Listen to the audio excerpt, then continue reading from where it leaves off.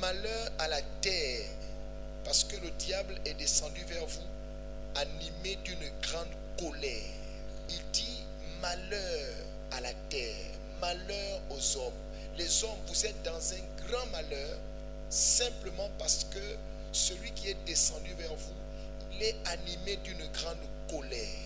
Je veux dire à quelqu'un ce soir, la colère est quelque chose de très, c'est une chose dangereuse. Amen. Quand on dit quelqu'un est animé, ça veut dire que la colère, c'est ce qui fait vivre le diable. Donc c'est la colère là. C'est-à-dire le diable n'a un seul sentiment, lui, que la colère. Il est en colère, donc il est énervé. Il n'a pas la paix. Et la Bible dit, à cause de cela, la terre a un problème. Est-ce que vous savez que lorsque vous entretenez la colère, vous devenez un sujet de malheur? Est-ce que vous savez, pour les personnes qui prennent ça à la légère, je suis colérique, mais quand tu dis je suis colérique, tu es en train de dire je suis un sujet de malheur. J'apporte le malheur.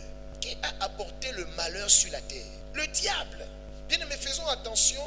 La Bible dit que mon peuple périt parce que lui manque la connaissance. Ne jouez pas avec la colère. Vous ne pouvez pas faire de la colère votre ami. Des personnes qui disent petite chose, tu t'énerves. Petite chose, tu exploses. Petite chose, tu as déjà réagi. La colère, dis avec moi la colère. Tout celui qui accepte d'être colérique, il dit en lui-même, je suis un sujet de malheur. Et vous savez, quand quelqu'un est en colère, il inspire ou il est seulement inspiré par la destruction. La colère est destructrice. Quand tu es colérique, partout où tu vas arriver, tu vas détruire. La colère n'a jamais été quelque chose de bon. Jamais. Amen. Et vous voyez que même Dieu lui-même, les seuls moments où Dieu s'est mis en colère, c'était catastrophique. On a vu le sort de Sodome et Gomorrhe. On a vu le sort du déluge. Dieu a rempli la terre des eaux et tout le monde, tout ce qui était là, il a tout tué. Est-ce que ça veut dire que forcément toutes les personnes, bon, les bêtes qui sont mortes par exemple, elles avaient quoi à y voir? Donc vous comprenez que la colère, quand elle se manifeste, la colère ne tient pas compte de l'innocent. La colère emporte tout le monde. La colère n'a pas besoin que tu aies un motif ou pas. Quand quelqu'un est dans la colère, il agit sans état d'âme. C'est pourquoi Dieu, se mettant en colère, quand il a décidé de faire pleuvoir pour punir, il a tout détruit. C'est la raison pour laquelle il va dire à Noé, je ne vais plus faire ça. Vous avez remarqué, la plupart du temps, quand maintenant ça essaie de descendre, c'est là où tu viens te rendre compte des dégâts. Quelqu'un de colérique et quelqu'un de drogué, il est comme quelqu'un qu'on a drogué. Or, quelqu'un qui est drogué, il perd le self-control. Donc, ne soyez pas amis de la colère. Oh, je suis colérique, tu es en train de dire que tu es une personne qui apporte que le malheur. Je veux dire à quelqu'un que la colère est un choix. Parce qu'il y a des gens qui vont croire en effet que oh, ça s'impose à moi. Non, non, non. La colère ne s'impose à personne. Amen. C'est-à-dire que si la colère devait s'imposer, Dieu n'aurait pas parlé du fruit de la tempérance, la douceur, ce qu'on appelle la maîtrise de soi.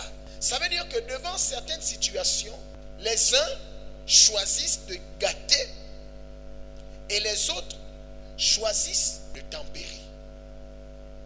Donc ne dis plus en toi-même, c'est quelque chose qui s'impose à toi. Non, tu choisis. Il est écrit, j'ai mis devant toi la vie et la mort. Deutéronome 30, 19. Il est écrit dans Deutéronome 30, 19. J'en prends aujourd'hui à témoin contre toi le ciel et la terre.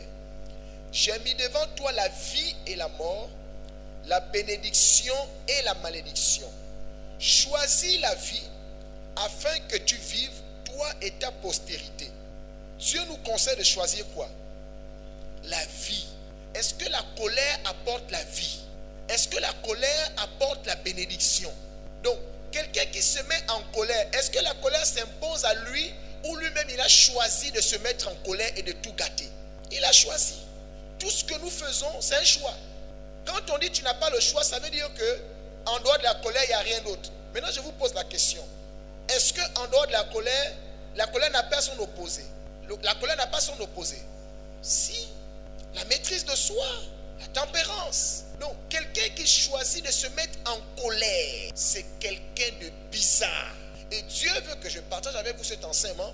Quand Dieu nous parle d'être doux, quand Dieu nous dit d'être tempérant, on croit, peut-être que c'est la fête des Français, mais on ne sait pas pourquoi Dieu nous demande d'être tempérant. Mais Dieu te dit d'être tempérant parce que tu dois choisir les fruits qui apportent la vie. D'abord pour toi-même d'abord et pour les autres. On voit bien qu'il y a des personnes devant une situation X. Les uns, ils disent non, je gâte. Les autres, ils avalent. Ils disent bon, je laisse tomber. Ce qui te met en colère ne met pas en colère tout le monde. Amen. Ce qui te met en colère, quand tu vas regarder ailleurs, tu verras que quelqu'un d'autre sourit. Bon, est-ce à dire que celui qui sourit, il est fou? Non. Il choisit de banaliser. Mais toi, tu dis non, je ne banalise pas. Donc, c'est ton choix. Donc, tu t'attaches à quelque chose qui détruit. Mais vous devez savoir une chose. Le poison, avant d'être poison dans la vie d'autrui, c'est d'abord poison dans ta propre vie. Ça veut dire que pendant que tu es en train de manipuler le poison avec lequel tu veux détruire la vie de quelqu'un, fais attention à tes propres mains. Parce qu'après avoir mis le poison dans le plat de l'autre, si tu oublies, avec les mêmes mains, tu vas manger. C'est après que tu vas te rendre compte que, oh, moi je suis en train de mourir. Parce que quelqu'un qui est colérique, c'est vrai, va détruire la vie des autres. Mais il va d'abord commencer par se détruire lui-même. Le corps que Dieu vous a donné est un corps qui ne s'attache pas à certaines valeurs. C'est pourquoi la Bible dit, celui qui va détruire le temple, Dieu le détruira. Mais si tu deviens quelqu'un de nerveux, nerveuse, colérique, toi, ce que tu choisis, c'est toujours de t'énerver. Tu ne dis jamais, bon, c'est pas grave. Tu ne dis jamais, oh, laisse tomber, c'est rien du tout. Ça ne veut pas dire que la situation ne représente rien. Ça veut simplement dire que j'ai fait le choix de ne pas considérer, de ne pas m'apitoyer, de ne pas me lamenter, de ne pas extrapoler. Mais il y a des gens qui disent non, non, non, je ne peux pas prendre ça pour peu de choses. Mais aussi longtemps que tu dis, tu ne choisis pas de minimiser la chose, bon, ok, tu vas rendre ça. Mais quand tu vas t'énerver, c'est d'abord ton propre cœur que tu exposes. C'est ton propre corps que tu exposes. Parce qu'à force d'être énervé à tout moment, pour tout et pour rien du tout, tu seras malade. Parce que le corps que Dieu t'a donné ne connaît pas ça. Tu peux t'attraper des problèmes cardiaques, tu peux attraper les problèmes, tu peux tomber dans les problèmes comme des AVC. Tu seras tendu. Amen. Parce que la colère, l'énervement amène les problèmes comme la tension. Et il y a des personnes qui restent là-dedans. La personne est tendue à tout. Dès qu'on te dit tu es hyper tendu, toi tu crois que c'est simplement un nom qu'on te donne. Non, c'est-à-dire que spirituellement, tu es quelqu'un, tu es tendu. Donc à la moindre petite erreur, tu exploses. C'est la raison pour laquelle vous voyez, quand une personne est hyper tendue, on vous dit, oh, faites pas de bruit. Il ne faut pas laisser tomber le couvercle de l'assiette, le couvercle de la marmite. Ne viens pas subitement pour dire, ouais, elle a gagné. Non, il faut éviter des sensations fortes. Ça veut dire que auprès de quelqu'un, ou si vous êtes en présence d'une personne qui est hyper tendue, vous n'avez même pas le droit de vous réjouir. À cause d'une personne hyper tendue, on peut annuler une fête. C'est pour vous dire que la colère est vraiment un sujet de malédiction, de malheur. Nous, on est contents, mais nous, on ne peut pas fêter.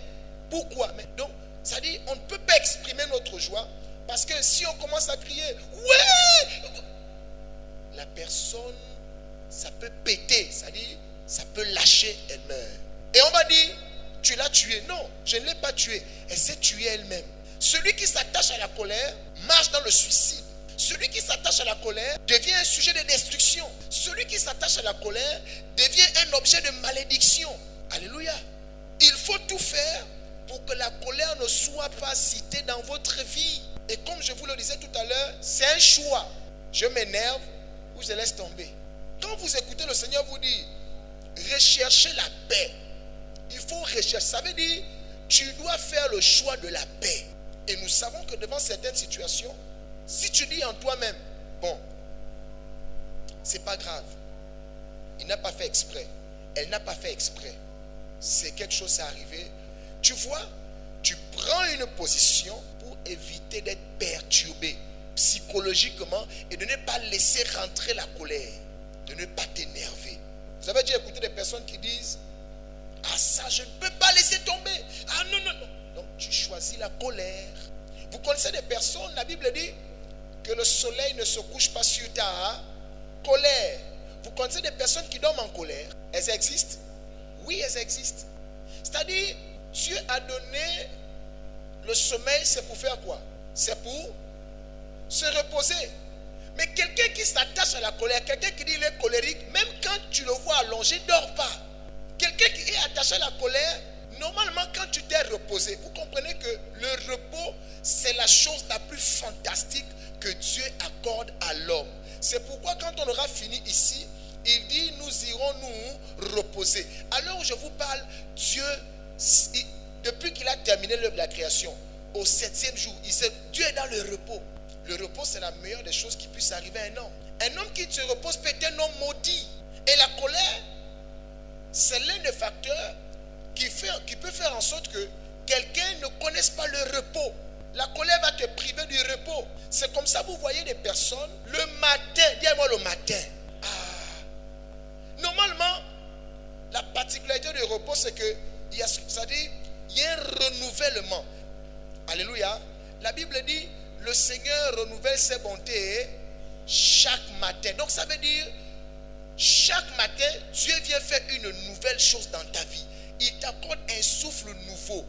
Il t'accorde une force nouvelle. Donc, tout est renouvelé chaque jour. En principe, on appelle ça Dieu te requinque.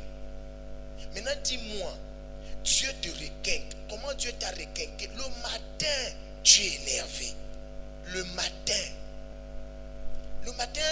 inspire ou renvoie, c'est-à-dire au renouvellement, à une nouvelle fraîcheur, une nouvelle atmosphère.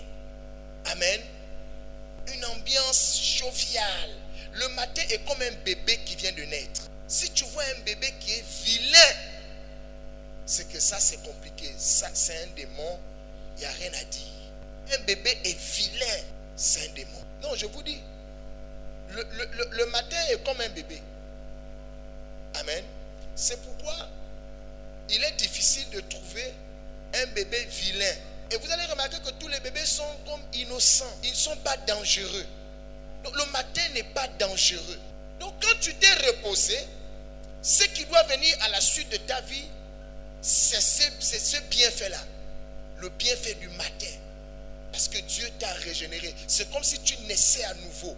C'est la raison pour laquelle Jésus va dire à Nicodème, si quelqu'un est né de nouveau, le sommeil que Dieu t'accorde, c'est pour que le matin, tu sois renouvelé. Donc, tu renais à nouveau. Donc, tu es comme un bébé. Mais c'est quel bébé matin énervé. Quand quelqu'un est joyeux et quand quelqu'un est énervé, quelle est la meilleure, on va dire, quelle est la meilleure expression du visage? Vous avez déjà vu quelqu'un énervé être beau? Tout celui qui est énervé est vilain. C'est pourquoi vous voyez dans les films, les méchants sont toujours vilains. Amen. Mais remarquez que même quand une personne n'est pas forcément belle de visage, mais quand elle sourit, elle devient belle. Donc ne vous attachez pas à la colère. Ne choisissez pas de vous mettre en colère. Si ça arrive, vous sentez la colère monter dedans de vous parce qu'elle sera là, dites non, je ne te choisis pas. Je choisis la paix, je choisis de passer à autre chose. Amen. Donc si tu t'attaches à la colère, tu refuses le repos. Et c'est comme ça, tu vois, le matin, c'est-à-dire tout au long de la journée, tu es énervé, tout t'énerve. Bonjour t'énerve, quelqu'un fait quelque chose que tu ne comprends pas, c'est même encore pire. Le pire c'est que dans ce genre de conditions-là, quand tu as affaire à ce genre de personnes, il ne faut même pas la contredire, sinon c'est la bombe. Une chose que vous devez encore retenir, la Bible dit, car la colère de l'homme n'accomplit pas la justice de Dieu. Est-ce que vous savez que quand vous choisissez la colère, vous dites à Dieu et à sa justice, je n'ai pas besoin de toi. Je n'ai pas besoin de vous. Celui qui choisit la colère, il est en train de dire à Dieu, je ne veux pas être sauvé. Parce que la Bible dit, le salut, amen, pour l'obtenir, vous cherchez deux choses. Vous cherchez le royaume et la justice. Le royaume marche avec la justice. Vous pouvez pas les dissocier. Ça veut dire que le royaume de Dieu marche avec la loi de Dieu. Il n'y a pas de justice sans loi. Mais quand tu t'attaches à la colère, moi je suis colérique, tu dis, moi je suis maudit, je ne vais pas être sauvé. Parce que celui qui s'attache à la colère, il ne peut pas accomplir, c'est diamétralement opposé, c'est impossible. Avec la colère, tu ne pourras jamais faire ce que Dieu demande. Et donc, dites aux personnes colériques, il y a de fortes chances que vous perdez votre salut. Mais la colère est une chose à bannir. Amen. C'est quelque chose à crucifier, à clouer, à chasser. Parce que le champion, le maître, l'initiateur, on va dire lui-même, le chef de tout ça, c'est Satan. Si vous voyez quelqu'un qui est colérique et vouloir suivre la loi de Dieu, obéir à la parole de Dieu, il ne peut pas. C'est pourquoi tout ce qu'on fait dans la colère, ce sera forcément mal. Ce sera pour le mal, ce sera pour le malheur, ce sera pour la malédiction. La Bible dit les projets que Dieu a formés sur nos vies ne sont pas des projets de malheur, mais des projets de paix, de bonheur, pour nous donner un avenir et de l'espérance. Quand quelqu'un est fâché contre toi, c'est quoi l'avenir? Il ne te voit même pas dans l'avenir. Et s'il décrit ton avenir, demandez à quelqu'un qui est en colère contre vous, comment il voit votre avenir. Vous n'avez pas besoin de demander. Tu connais déjà son l'avenir. Il ne voit que des mauvaises choses. Il ne voit que la ténèbre. Il te voit chuter. Écoutez, vous êtes déjà énervé, non? Quand vous êtes énervé et que vous pensez à l'avenir de la personne qui vous énerve, regardez ce que vous construisez autour de cette personne. Est-ce que dedans vous prévoyez même que la personne sourit même une seconde? Non. Dans votre colère, vous privez cette personne de sourire, mais vous devenez Satan. Parce que Satan, lui, quand vous entendez, on vous dit, le monsieur là, il est descendu en humain de la colère. Donc la terre est dans le malheur. Pourquoi? Parce qu'il ne vient que pour égorger, dérober et détruire. Une personne qui est attachée à la colère va avoir les mêmes attributs que Satan. La colère ne va te pousser qu'à égorger, à voler, à détruire. Parce que tu es énervé. Tu veux tellement voir la personne dans le malheur que tu vas t'attacher à ses valeurs. Donc tu deviens un petit Satan. Oh, je suis colérique. Tu es en train de dire, je suis un petit Satan. Parce que c'est grâce à la colère que le diable peut détruire.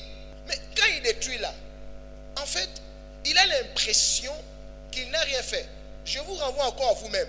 Vous avez vu quand vous êtes énervé à fond contre une personne, c'est-à-dire, vous voulez le pire des pires. Même quand la personne a le pire des pires, vous sentez que non, ce n'est pas suffisant. C'est comme ça, vous voyez que le diable, pendant qu'il est en train de détruire la vie des hommes et détruire toute la terre, il a l'impression qu'il n'a rien fait. Parce que quelqu'un qui est en colère, il veut le pire des pires, des pires et des pires. Jésus va dire à Pierre, Satan vous réclame. Quelqu'un qui est colérique est toujours en train de... C'est-à-dire, il respire la vengeance. Il projette le malheur. Il essaie d'imaginer la pire des choses qui peut arriver dans la vie d'une personne. Et surtout la personne vis-à-vis de laquelle elle est en colère.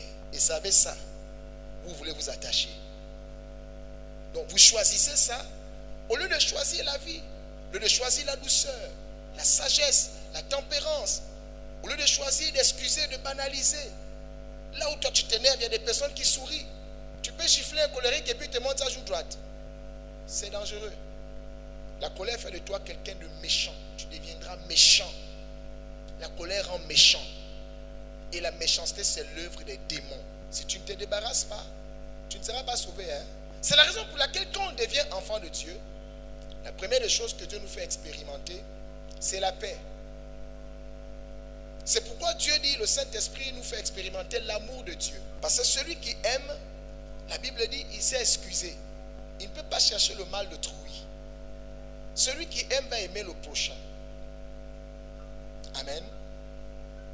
Donc même quand la chair va vouloir monter, que le démon va te dire, mais regarde ce qu'il a fait pour susciter en toi ce mauvais sentiment, l'amour de Dieu prendra le dessus. Et tu diras non, c'est pas grave. Et pour terminer, vous devez retenir ceci. La colère est toujours soutenue par quelque chose. Quand tu vois quelqu'un qui est constamment énervé, attention. Il y en a qui l'expriment et il y en a qui ne l'expriment pas. Dans tous les cas, il n'y a pas un cas qui est meilleur. Que celui qui exprime, que celui qui n'exprime pas, les deux sont pareils. Dis avec moi, la colère est toujours soutenue par quelque chose. Donc quand tu vois une personne en colère, il y a quelque chose en bas. Alléluia. Quand nous avons lu dans Apocalypse 12, le verset 12, on nous dit: c'est pourquoi réjouissez-vous cieux et vous qui habitez dans les cieux. Pourquoi on demande aux gens qui sont dans les cieux de se réjouir? Pourquoi il dit la terre, vous êtes dans le malheur? Mais parce que justement, il fut un temps où le monsieur était aussi là-bas. Et on l'a chassé. Il a été combattu et il a été chassé. Amen. Donc, cette haine-là, ce sentiment d'avoir été repoussé, cette rancune-là, quand tu vois quelqu'un énervé, être colérique, il y a quelque chose en bas. La jalousie, l'envie. Il n'y a pas un souci. Tu es énervé, pourquoi? C'est la raison pour laquelle vous voyez, on va dire, certainement, elle avait un problème avec toi, mais tu ne savais pas. Il y a des manières d'agir où vous vous rendez compte que non. Oh, pour si peu, tu fais ça. Il y a de la jalousie. Quand quelqu'un est déjà jalouse, une personne est jalouse de toi, amen, elle attend seulement l'occasion, n'est-ce pas? Parce que cette jalousie fera en sorte que la personne, c'est-à-dire, soit avec toi, non seulement dans l'hypocrisie, mais elle n'est pas en paix. Elle est jalouse de toi. Donc la jalousie va activer l'énervement. Elle ne sera jamais joyeuse quand tu es joyeux. Elle ne sera jamais d'accord quand tu es béni. Ta bénédiction pour celui qui est jaloux de toi est un malheur pour lui. Tu le brises. Qui peut être d'accord? Qui peut être content quand il est brisé? Quel est l'homme qui se réjouit quand il a mal? Or, la jalousie te rend dans un état, ça te met dans un état de malheur. L'envie, le fait d'envier les gens. C'est-à-dire, tu as dans ton cœur des désirs iniques. La colère, c'est pour des personnes iniques, des personnes qui entretiennent des mauvaises pensées. Et c'est la raison pour laquelle vous les voyez pour rien. C'est-à-dire, quand tu analyses l'atmosphère, la situation, tu regardes autour, il n'y a rien qui puisse nous énerver ici. Comment toi, tu arrives à t'énerver dans un mouvement comme ça? Vous connaissez le genre de personnes, tout le monde est en joie, mais c'est-à-dire que la personne trouve le moyen d'être énervée. Il n'y a rien, quand on regarde, il n'y a rien là, qui puisse énerver une personne. Mais la personne est énervée. Et tu as l'impression que bon, peut-être elle est comme ça. Non. La personne a des pensées iniques. La personne entretient dans son cœur des pensées qui n'honorent pas Dieu. Et comme elle a du mal à obtenir ce qu'elle veut, elle souffre. Et cette souffrance vous met dans un état d'énervement. Vous avez vu quand vous poursuivez une chose que vous n'arrivez pas à attraper. Donc quand vous voyez les personnes hyper tendues, colériques, s'énervent pour tout et pour rien, il y a quelque chose en bas. Alors si vous voulez vaincre la colère, comme la Bible dit, débarrassez-vous. La Bible dit maintenant, dépouillez-vous des œuvres des ténèbres. Parce que celui qui entretient les œuvres des ténèbres sera automatiquement ami de la colère. N'oubliez pas de vous abonner à notre chaîne Onction Ministry TV, d'activer la cloche de notification, de liker, de partager et de laisser un joli commentaire. Que Dieu vous bénisse.